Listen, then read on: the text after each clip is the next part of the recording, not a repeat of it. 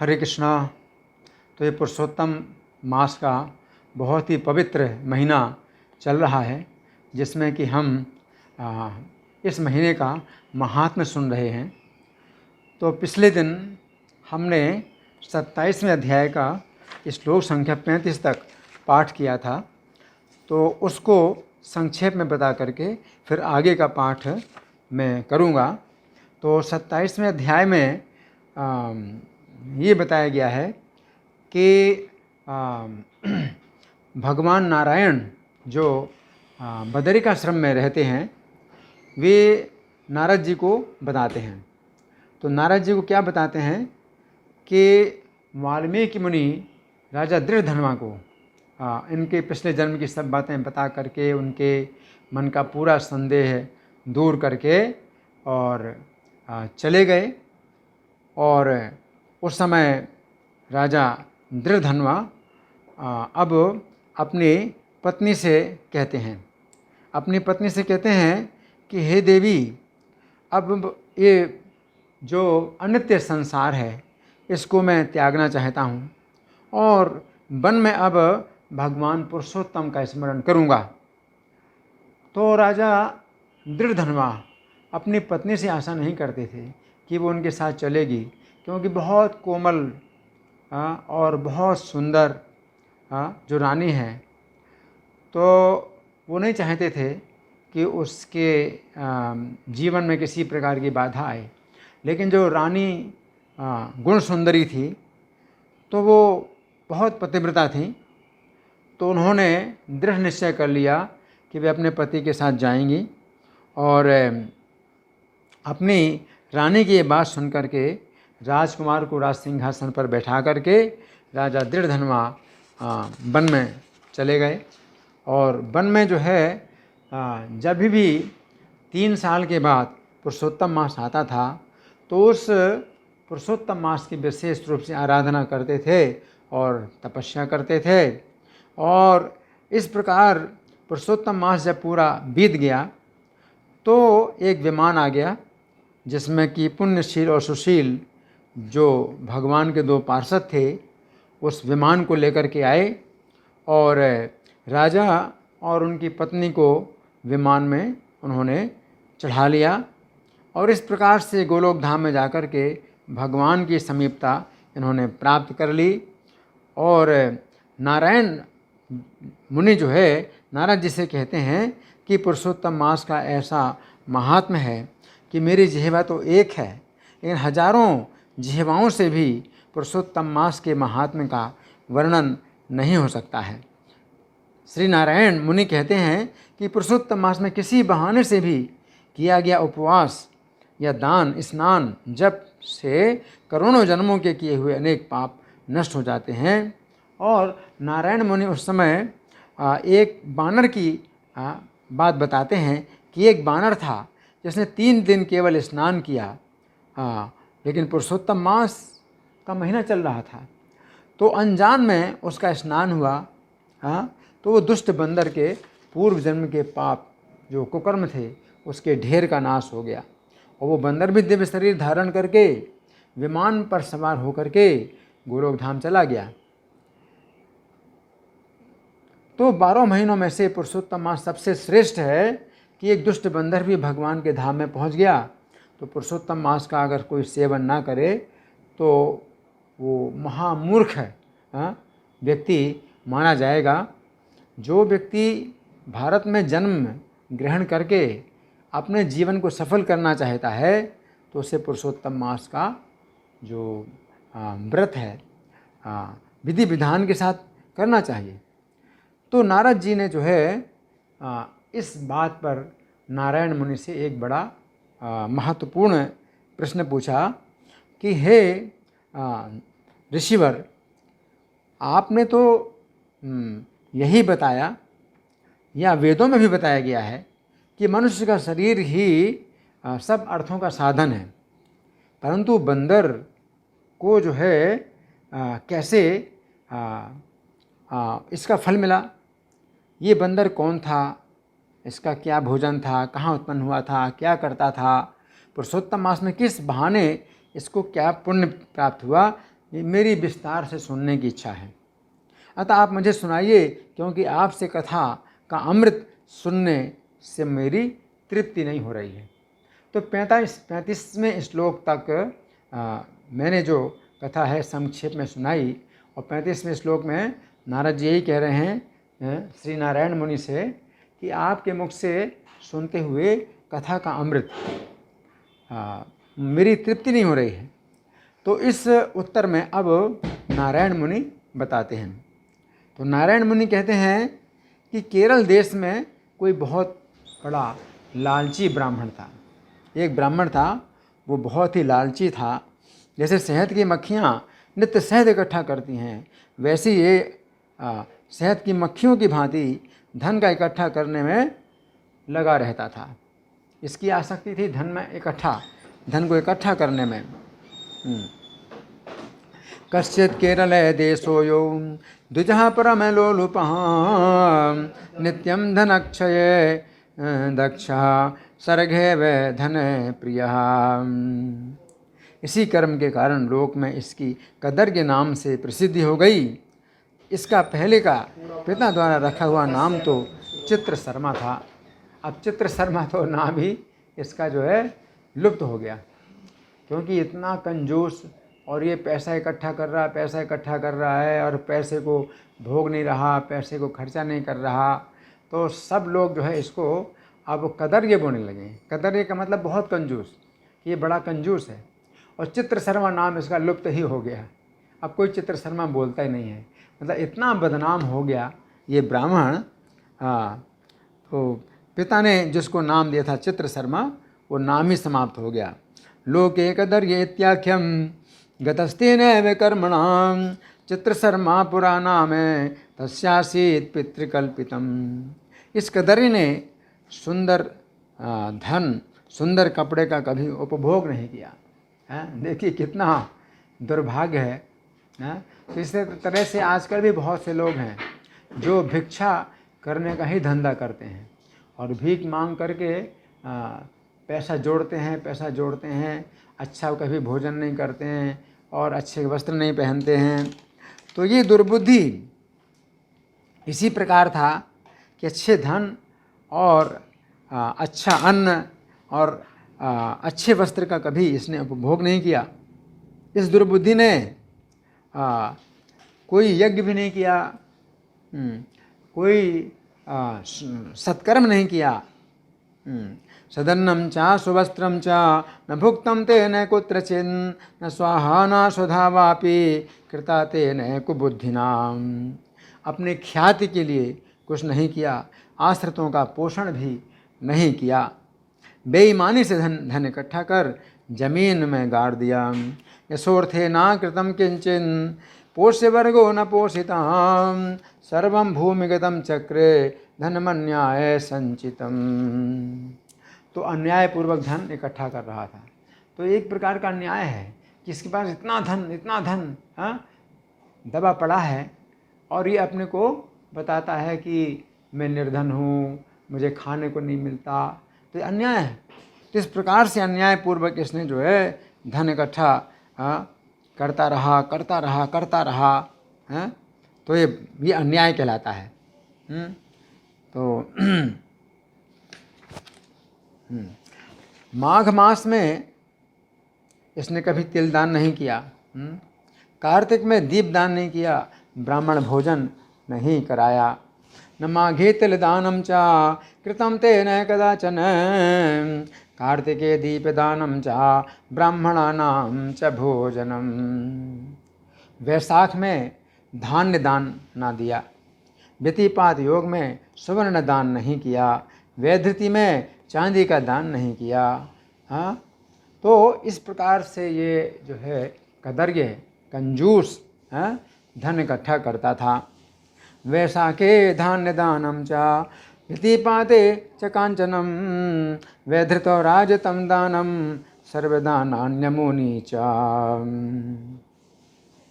कभी सूर्य की संक्रांति के समय इसने कोई दान नहीं किया। चंद्र ग्रहण, सूर्य ग्रहण के समय कभी ना तो जप किया और ना ही आहुति दी रवि संक्रमणे काले दत्तानि कदाचन।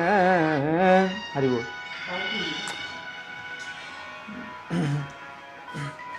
चंद्र सूर्योपरागे च न जप्तं नाहुतं क्वचित्।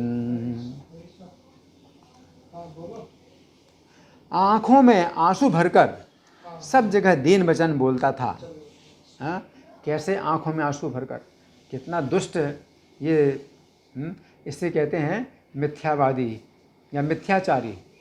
आँखों में आंसू भर करके ये दीन वचन बोलता था। हाँ? क्या बोलता था? कोई भी इस पामर को कुछ दे दे, कोई भी इस पामर को कुछ दे दे, ऐसे बोलता था, दीन वचन बोलता था। हाँ? तो मिथ्याचारी, हाँ? भगवान गीता में कहते मिथ्याचार स उच्यते, है ना। तो ये क्या करता था? अब्रवीन् अविवदन् दीनवाचं सर्वत्राश्रु परिप्लुतः वर्षवाता तपे क्लिष्टः कृशाश्यामे कलेवरः। वर्षा वायु धूप से व्यथित होता था। हाँ? देखिए, वर्षा से, धूप से, वायु से व्यथित होता था। हाँ? दुबला और काले शरीर वाला था। हाँ? तो इस प्रकार से जो है बड़ी दीनता के वचन बोलता रहता था। ये महामूढ़ धन के लोभ से पृथ्वी पर सदा घूमता रहता था और कोई दे दे, कोई कुछ दे दे, यही बार बार कहता फिरता था। चचार धन लोभेन मूढ़धीर्भूतले सदा कोपि यच्छतु यत्किंचिन् पामराय मुहुर्वदन्। गाय दोहने के समय तक कहीं भी रुकने में समर्थ नहीं था, रुकता नहीं था। वैसे कोई जो सन्यासी होते हैं, किसी घर को पवित्र करने के लिए वो रुकते हैं, और गाय दोहने के समय तक यानी आधा घंटे तक वो रुकते हैं किसी घर को पवित्र करने के लिए। लेकिन ये रुक नहीं सकता था। क्यों रुक नहीं सकता था? क्योंकि अधीर, बहुत अधीर रहता था। इसका चित्त जो है स्थिर नहीं रहता था। तो रुकता कहीं नहीं था और हमेशा अपना दुख बताता था। तो इस प्रकार से ये जो है लोगों को धोखा देता था। जहाँ भी जाता था लोग इसे धिक्कारते थे, इससे और जला भुना करता था। अब लोग धिक्कारते थे तो सही बात है, लेकिन और जला भुना करता था। किस बात से? कि मैं तो सचमुच निर्धन हूँ और ये लोग जो है मुझे कहते हैं मेरे पास धन है। तो ये अपने को भी धोखा देता है। पैसे को ज़मीन में गाड़ करके और अपने को मानता था कि मेरे पास धन नहीं है। हाँ, तो इस प्रकार से कुछ लोग अपने को भी धोखा देना चाहते हैं। जिसके पास बहुत धन है और अपने को माने कि मैं बिल्कुल निर्धन हूँ। तो इस प्रकार से ये जलता भुनता भी रहता था। लोग जो है इसको धिक्कारते थे। सगोदोहन मात्रम झी कुत्रापि स्थातुमक्षमः लोक धिक्कार संदग्धो बभ्रामोद्विग्न मानसः। तो इसका कोई मित्र था जो एक बगीचे का मालिक था। तो इस कदर्य ने उस माली से बार बार रोते हुए अपने दुख की गाथा कही। तन्मित्रं वाटिकानाथा कश्चिदासीन् वने चरः सतं निवेदयामास सुदुःखं संरुदन् मुहुः। तो एक बगीचे का मालिक उससे अपने दुख की गाथा बताता है, बहुत दुख बताता है कि मेरे पास पैसा नहीं है, धन नहीं है, निर्धन हूँ। और फिर ये भी बताता है कि नगरवासी लोग नित्य मुझे झिझकारते रहते हैं, इसलिए इस नगर में रहना मेरा हो नहीं सकता है। तिरस्कुर्वन्ति मां नित्यं पुरभेदनवासिनः अतस्तत्र मया स्थातुं न शक्यं पुटभेदने। इस प्रकार इस कदर्य ब्राह्मण के कहने पर इसके अत्यंत दीन वचन को सुनकर माली को दया आ गई। इत्येवं वदतस्तस्य कदर्यस्य द्विजन्मनः अतिदीनेतरां वाचं आकर्णे कृपया प्लुतः। तो वो माली जो है इसकी बात को सच मान करके उसको बड़ी दया आई और उसने सोचा कि मेरे शरण में आया है, ये बेचारा दीन ब्राह्मण है। तो माली ने दया करके कहा कि हे कदर्य, अब तुम इसी बाग में रहा करो। मालाकारः प्रपन्नं तं दीनं मत्वा करो दयां, हे कदर्य त्वमत्रैव वाटिकायां वसाधुना। तो नगर निवासियों द्वारा झिझकारा हुआ कदर्य माली की बात सुनकर मुदित मन से उस बगीचे में रहने लगा। मालाकार वचः श्रुत्वा कदर्यः सर्वनागरैः तिरस्कृतः स तद्वाटीम् अध्युवासय मदायुतः। प्रतिदिन उस माली के साथ रहता और वो जैसा कहता वैसा करता था, इसलिए माली का इसके ऊपर पक्का विश्वास हो गया। मालाकार वचः श्रुत्वा कदर्यः सर्वनागरैः तिरस्कृतः स तद्वाटीम् अध्युवासय मदायुतः। नित्यं तन्निकटस्थायो तदाज्ञा परिपालकः तेन वाटीपतिस्तस्मिन् विश्वासम् अकरोत् दृढ़म्। तो इस कदर्य के प्रति बहुत विश्वस्त होने से बगीचे के माली ने अपनी वाटिका का अपने ही समान कदर्य को भी माली बना दिया। अति विश्वस्त चित्तेन तस्मिन् स वाटिकापतिः तमेवाचीकरन् विप्र स्वल्पं वाटिकापतिम्। तब उस माली ने ये निश्चय कर लिया कि कदर्य अपना ही आदमी है, इसलिए बगीचे की चिंता छोड़कर राजमहल में नौकरी करने लगा। ततः सर्वात्म भावेन मुमायम इति निश्चयात् विहाय वाटिका चिंतां ससेवे राजमंदिरम। तो जो माली था जिस वाटिका का, तो वो राजमहल में नौकरी करने लगा और इसके ऊपर इतना विश्वास हो गया कि वाटिका का पूरा भार इसके ऊपर डाल दिया। तो राजमहल में इस माली को बहुत काम करना पड़ता था, इसलिए पराधीन होने के कारण वो वाटिका में नहीं जा सकता था। राजद्वारे सदा कार्यम तस्यात्यंतम अभिभवन पराधीन तया चासो वाटिकाम ना जगामः। और इधर कदर्य जो है उस वाटिका के फलों को प्रसन्नचित्त हो खूब खाता था और बाकी बचे हुए फलों को लोभ के मारे बेच देता था। जैसे फल खाने की चोरी करता था और फल बेचने की भी चोरी करता था। तत्फलानि कदर्यस्तु जघासे निवृतं मुदां विक्रीणतावशिष्टानि लोभेनातीव दुर्बलः। उस वाटिका के फलों को बेचकर बेखटके सब धन ले लेता था। जब कभी माली पूछता तो उसके सामने झूठ बोल देता था। क्या बोलता था झूठ? कि नगर में फिरता फिरता भीख मांगता मांगता खाता पीता तुम्हारे उपवन की दिन रात रखवाली करता हूँ। कितना झूठा है। अग्रहणात् द्रविणं तज्जम सर्वं स्वयं असंकितः यदा पृच्छन् वनाधीशं तदग्रे भी वदन् मृषाम्। भ्रामं च नगरं याचं च भक्षकं घासं दिवा रात्रौ परिचर्यामि ते वनम्। अब अगर प्रश्न हो कि फल कहाँ जाते हैं तो क्या बोलता था? फिर भी पक्षी लोग महीने महीने आकर इसके फलों को खाकर उड़ जाते हैं। देखिए ना, मैंने खाने वाले चिड़ियों को खूब मार डाला है। तो कितना बदमाश और झूठ बोलने वाला है। तो इस तरह से ये जो है कहानी बनाता था। तथाप्यस्य फलान्यासन आसन गच्छन्ति पक्षिणः पश्यन्नाश्नतो मया केचिन् नाशितः खचराभृशम्। जिससे उन चिड़ियों के मांस और पंख चारों तरफ बिखरे पड़े हैं।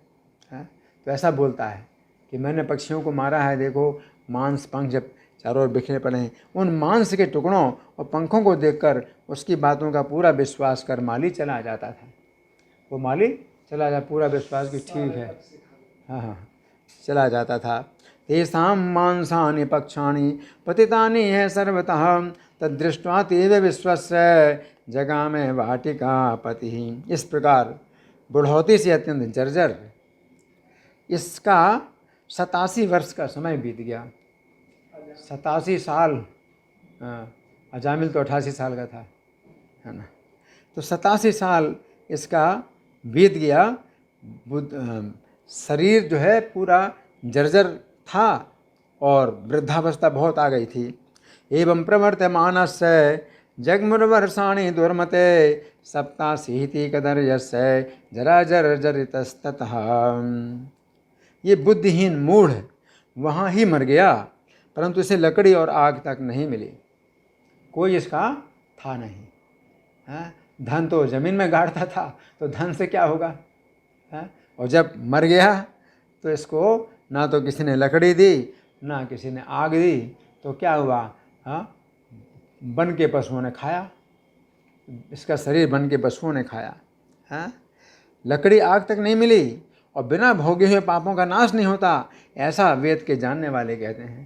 पाप इसने कितना बटोरा, धन सब जो है जितना बटोरा वो ज़मीन में गड़ा हुआ है, और अब शरीर छोड़ करके उसने पाप इतना ज़्यादा बटोर लिया, पाप लेकर के गया।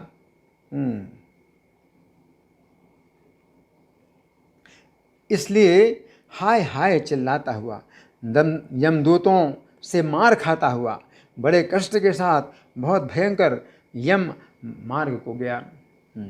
ममारे मूढ़धीस्तत्र नैवापे वहिनी दारुणी ना भुक्तं क्षीयते पापम इति वेद विदो वदन्। तस्माद्धाः प्रकुर्वाणो मुद्गराघात पीडितः अजेगमन महामार्गम कृच्छ्रेणाति विभीषणम। तो ये बताया गया है शास्त्रों में कि जो पापी लोग होते हैं उनको बहुत ही कठिन और यातना वाले रास्ते से ले जाते हैं। रास्ते में बहुत यातना मिलती है। तो अलग अलग रास्ते हैं, यमलोक के अलग अलग रास्ते हैं। पुण्यात्माओं को अच्छे रास्तों से ले जाते हैं जहाँ उनको बड़ा सुख मिलता है, और जो पापी हैं उनको ऐसे रास्ते से ले जाते हैं जहाँ रास्ते में भी बहुत कष्ट प्राप्त होता है। तो इसको जो है बहुत ही भयानक रास्ते से यमलोक में जो यमदूत हैं वो ले गए। अपने पूर्व के किए हुए कुकर्मों का स्मरण करता हुआ ये प्रलाप करता हुआ गया कि हाय, बड़े आश्चर्य की बात है, मुझ दुर्बुद्धि कदरे की बुद्धिहीनता को तो देखिए। अब देखो ये पापी अब अपने पापों को बोल रहा है।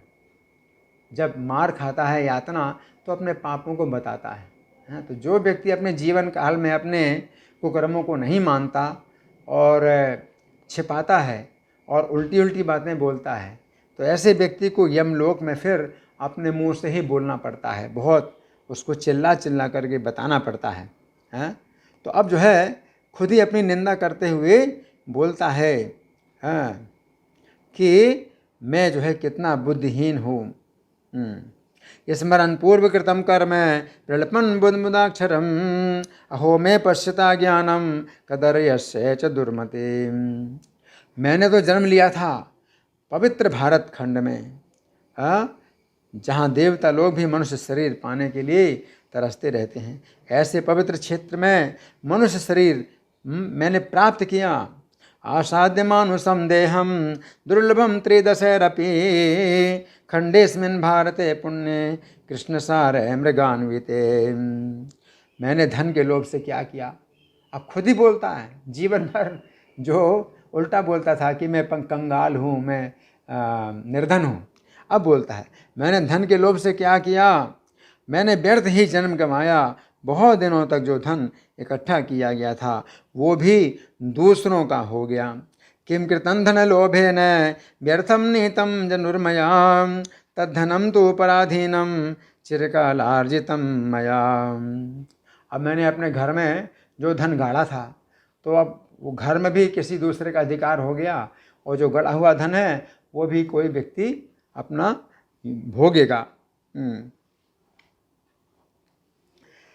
इस समय तो काल के पास में जकड़ा हूँ, अब मैं पराधीन क्या कर सकता हूँ। अब वो धन मुझे कैसे मिलेगा। अब कहता है, पहले मनुष्य का शरीर पाकर कुछ भी पुण्य कर्म मैंने नहीं किया। किम करोमि पराधीना काल पाशावृतोऽधुना मानुषम जनुरासाद्य न किंचित कृतवान शुभम। ना तो मैंने दान दिया, न अग्नि में आहुति दी, ना तो हिमालय पर्वत की कंदरा में जाकर तप ही किया, ना तो माघ मास में मकर के संक्रांति के समय गंगा के जल में स्नान ही किया। न दत्तम नाहुतम बहनो न तप्तम हिमगह्वरे न गांगम सेवितम तोयम माघे मकर गे रवौ। पुरुषोत्तम मास के अंतिम 3 दिनों में उपवास भी नहीं किया। कार्तिक मास में प्रातः स्नान भी नहीं किया। उपवास त्रयम चांते न कृतम पुरुषोत्तमे न कृतम कार्तिके प्रातः स्नानम सतारिका गणम। पौरुष प्रदान करने वाले मनुष्य शरीर को भी मैंने खा पी कर पुष्ट नहीं किया। हाय, बड़े आश्चर्य की बात है कि मेरा इकट्ठा किया हुआ धन भी धरती में गड़ा ही रह गया। न पुष्टश्चा मया देहो मानुषा पुरुषार्थतः अहो में संचितम द्रव्यम इथं भूमो निरर्थकम। तो अब शोक कर रहा है कि मैंने अपने शरीर को भी पुष्ट नहीं किया, शरीर भी दुर्बल और बहुत क्षीण बना रहा। तो ये भी एक अपराध है कि हम मनुष्य शरीर प्राप्त करते हैं तो अपने शरीर की रक्षा ना करें, कि शरीर में हमें बहुत बड़ा लाभ है, मनुष्य जीवन का बहुत बड़ा लाभ है, तो इस हमें मनुष्य जीवन की रक्षा करना चाहिए। तो अब जो है शोक कर रहा है कि मैंने अपने शरीर की भी रक्षा नहीं की। दुष्ट बुद्धि होने के कारण जीवन पर्यंत अपने को कष्ट पहुंचाया। मैंने कभी भी अपनी जठराग्नि नहीं बुझाई, कभी भी भूख भी नहीं मिटाई। भूखा हमेशा रहता था ताकि लोग मुझे धन दें, देखूं, सब लोग देखें कि मैं भूखा हूँ। तो भूख भी नहीं मिटाई मैंने। जीवो जीवन पर्यंतम क्लेशितो दुष्ट बुद्धिनाम कदाचिन जाठरो वहनिर्नान्यर्निर्वापितो मया। किसी पर्व के दिन भी अपने शरीर पर अच्छा अच्छा कपड़ा भी नहीं पहना। तो कोई पर्व होता है, कोई विशेष उत्सव होता है, जैसे जन्माष्टमी या रामनवमी, तो अच्छे वस्त्र धारण करने से भी उत्सव का जो है सम्मान होता है और भगवान का सम्मान होता है। तो मैंने कभी अच्छे कपड़े भी नहीं पहने कोई पर्व पर। ना समाज के लोगों को, ना भाई बंधुओं को, ना अपने परिवार के लोगों को और ना ही बहनें को भोजन वस्त्र से संतुष्ट किया है मैंने। नापि सन्वसनाच्छन्नः स्वदेह पर्वणे क्वचिन न ज्ञातयो बान्धवाश्चा स्वजना स्वास्त्रजा अपि। ना अपने दामाद को, ना अपनी कन्या को, ना पिता को, ना माता को, ना छोटे भाइयों को, ना पतिव्रता धर्म पत्नी को और ना ब्राह्मणों को भोजन वस्त्र से संतुष्ट किया। कितना अब जो है उसको शोक हो रहा है, लेकिन अब क्या कर सकता है, केवल शोक ही शोक करना पड़ेगा क्योंकि अब उसकी मृत्यु हो चुकी है। जा माता चाश्वता वापि पिता माता अनुजास्तथा पतिव्रताति गृहिणी ब्राह्मणा नैव तोषिता। इन लोगों को कभी भूल कर एक बार भी मिठाई खिलाकर तृप्त नहीं किया। इस प्रकार विलाप करते हुए उस कदरे को यमदूत लोग यमराज के पास ले गए। मिष्टान्नैरे के वारम चा तर्पिता नाम मया कुचिन एवं विलपमानम तम निन्यु की नाश सन्निधिम।